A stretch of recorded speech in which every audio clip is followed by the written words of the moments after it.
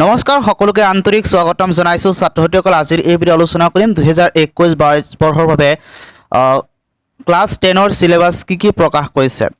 যেহেতু তোমালোকে সকলোৱে জানা যে ক্লাছ 10 ৰ ছাত্ৰসকলৰ 40% সিলেবাস কমাই দিয়া হৈছে আৰু গতিকে তোমালোকৰ সিলেবাস কেটা নতুন সিলেবাসত তোমালোকৰ কি চেপ্টাৰ অন্তৰ্ভুক্ত কৰা আছে সেই চেপ্টাৰ কেটা আলোচনা কৰিম প্ৰথমতে আলোচনা কৰিম এমআইএল সাবজেক্টৰ সিলেবাস কেটা তোমালোকৰ এমআইএল সাবজেক্টৰ গ্ৰুপ 8 আছে বাধ্যতামূলক গদ্যাংশ প্ৰথমতে আছে ছাত্ৰ জীৱন আৰু সমাজ সেৱা ভাৰতীয় সংস্কৃতি ইয়াত মাৰ্কস থাকিব 13 নম্বৰ দ্বিতীয়টো আছে ইন্টাৰনেটৰ তিতামিতা ইয়াত থাকিব 12 মাৰ্কস তাৰ পিছত আছে পদ্যাংশ বৰগীত মাধৱদেৱে লিখিছিল জিকিৰ এই দুটো থাকিব অৰ্থাৎ এইটা সিলেবাস থাকিব তাৰ পিছত 4 নম্বৰত আছে মই অসমীয়া ইয়াত থাকিব 8 মাৰ্কস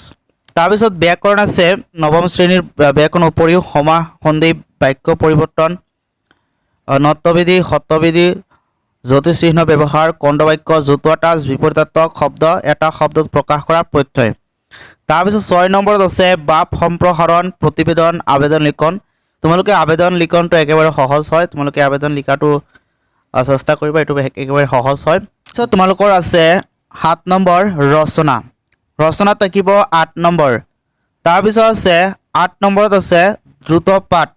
যিকোনো দুটা 10 নম্বৰ থাকিব দ্ৰুত পাঠ তাৰ পিছত আছে গ্ৰুপ বি বৈকল্পিক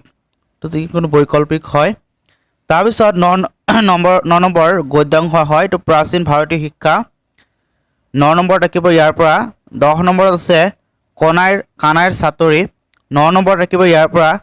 11 নম্বৰত আছে ব্যাকৰণ নৱম শ্ৰেণীৰ ব্যাকৰণৰ উপৰিও ভুল বাক্যৰ শুধৰণি সমাৰ্থক শব্দ পুৰণি শব্দৰ আধুনিক ৰূপ নৱম শ্ৰেণী মানে কি নৱম শ্ৰেণীৰ যিবিলাক তোমালোকে পঢ়ি আইছা সেইবিলাকৰ ব্যাকৰণৰ পৰা থাকিব লগতে ক্লাছ 10 ৰ যিবিলাক ব্যাকৰণ আছে ভুল বাক্যৰ শুধৰণি